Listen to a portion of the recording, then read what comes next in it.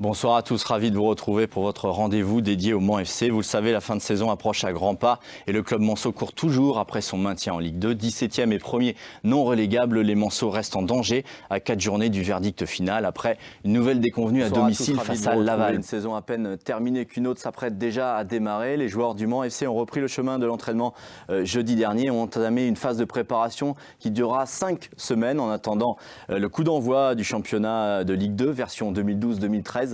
Ce sera l'occasion d'un déplacement à Lens le 27 juillet prochain. On fait le point sur la situation du club Manceau, son effectif, le calendrier auquel s'attendent les Sartois et la situation évidemment du club à travers le regard éclairé de mes confrères. On démarre cette émission comme d'habitude en revenant sur les résultats du mois écoulé du Mans FC à travers cette rétro concocté par Amoun Chamsoudine et commenté justement par Yannick en images. Quelques actions de cette rencontre pour voir que en fait, c'est surtout défensivement qu'ils ont perdu le match, Julien, avec tout de suite une fébrilité défensive affichée. On le voit tout de suite sur, sur l'une des premières occasions et ce tir de Gimbert qui est... vous l'avez dit, renvoyé par un Didier Ovono qui a fait, c'est vrai, une bonne entame de match. En l'état actuel des choses, l'effectif Manceau compte 25 joueurs. Si on compte les départs de Stromstad, Gibaud, Vergerol qui ont été laissés libres. Et également Wally et Ovono qui étaient en négociation éventuellement pour les faire rester. A priori, ils ne seront plus Manceau la saison prochaine. Boudboudba, son contrat a été résilié. Malgré le fait qu'il avait signé 3 ans l'été dernier, c'est pas une très grande surprise. C'est sans doute pas une très grande perte non plus, vu le peu d'apport. C'est un peu dur.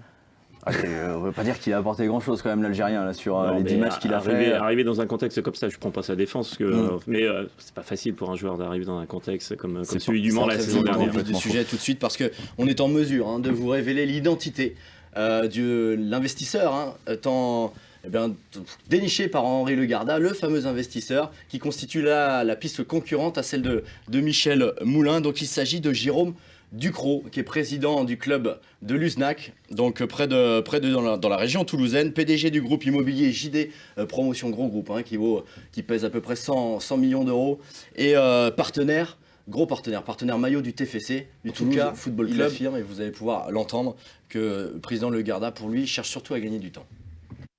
Du temps de leur côté pour essayer de faire des choses, mais en dehors de ça, j'ai pas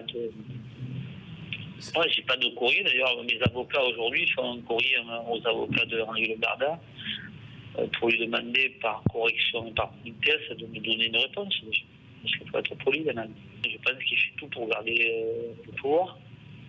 On referme la parenthèse Coupe de France, Jason, pour se pencher un peu plus sur votre cas personnel et à travers surtout les coups de pied arrêtés parce que... on peut en parler là maintenant ? Pas toi par contre, non, parce que tout à l'heure, j'ai pas aimé. Là, on peut en parler évidemment. C'est une chose rare pour un défenseur, finalement, d'être préposé aux coups de pied arrêtés comme vous l'êtes. C'est quelque chose que vous travaillez depuis tout jeune, ça, Jason ? Vous avez toujours eu ça en vous ? Depuis tout jeune, non, ça fait que 3 ans que je tire les coups de pied arrêtés. Depuis 3 ans seulement ? Ouais. Et c'est venu de vous ? C'est un coach en particulier qui vous a dit tiens, t'as un bon pied, tu vas tirer les coups de pied arrêtés ? Comment ça s'est passé ? C'est Denis Zancourt, c'est Fall, il y a 2 ans, qui m'a donné cette tâche à faire. Et c'est une tâche que j'ai bien accomplie, donc je continue à être... Après, l'avis d'un de vos partenaires qui s'exprime sur vous, c'est le jeune Morgan Sanson, très prometteur. Morgan Sanson qui parle de vous, on l'écoute. C'est un très bon joueur. Avec une qualité de passe très intéressante, il est vraiment important pour le jeu. Allez, donner nom. Le puni du Mans FC, c'est sur ces images de Michael Texier. L'action, ça m'a mis KO, ça m'a touché, mais bon. C'était dû, après avoir appris la sanction, j'étais très dur à chaque fois les entraînements, et puis bon, à chaque fois les groupes aussi, tout ça, bon, ça m'a fait oublier, mais pas complètement, quoi, bon. Il y a toujours ça dans la tête, mais bon... Une seule occasion franche en 90 minutes au Stade Océane au Havre. C'est la première fois peut-être de la saison vraiment où on voit les Manceaux aussi inoffensifs. Ouais, mais c'est plutôt la finition qui pêche. C'est pas encore l'animation. Là, pour le coup, je trouve que l'équipe progresse dans ce domaine. Elle se crée...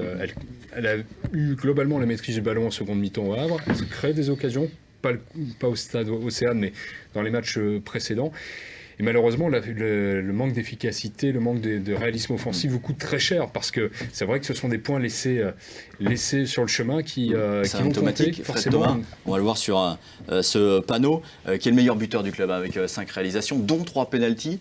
Ça aussi, ça veut dire que dans le jeu, ça pêche évidemment. Et quand on regarde les statistiques des attaquants, Idrissa Sylla a marqué 3 buts, Fousseyni Cissé, alors lui qui est blessé depuis 3 mois, 3 buts. Après, c'est Kanté, De Roar seulement 2 buts. C'est le secteur défensif, parce qu'il y a un équilibre à trouver à ce niveau-là. 15 buts déjà encaissés cette saison. Seuls Le Havre et Lens ont fait pire. Alors forcément, quand on est gardien, on se sent un peu concerné, Jérémy, quand une équipe prend beaucoup de buts comme ça. Bien sûr, mais c'est un peu le penchant du côté. C'est comme on attaque beaucoup, on s'expose aussi, quoi. Donc il y a, à part l'accident d'Angers, voilà, mais où on en prend 4 où ça nous fait mal. Mais je veux dire, comme on attaque beaucoup, on s'expose forcément. On a pris beaucoup de contres, on concède beaucoup d'occasions. Voilà, c'est un peu ça qu'il faut régler. Essayer de concéder moins d'occasions, mais avec le jeu qu'on a, pour l'instant, ça nous réussit. On a un jeu porté vers l'avant. Alors, est-ce que la défense n'est pas un peu jeune aussi? Parce que quand on prend la ligne défensive, Geoffrey Cuffaut, 24 ans. Alors, Mamadou Doumbia, qui est l'expérimenté de cette charnière centrale, avec ses 30 ans. Par contre, Moricone, 18 ans. Et Jason, merci Régis, 20 ans. on croise les doigts évidemment pour la fin de saison. Et on peut rêver d'un maintien dès vendredi contre le Havre. Ça serait magnifique. Merci David, ça s'est bien passé pour la première? Ma foi. Impeccable. Merci Yann. Moi, je vous laisse en compagnie de Yannick Morfin pour la suite de l'actualité sportive en Sarthe. Salut.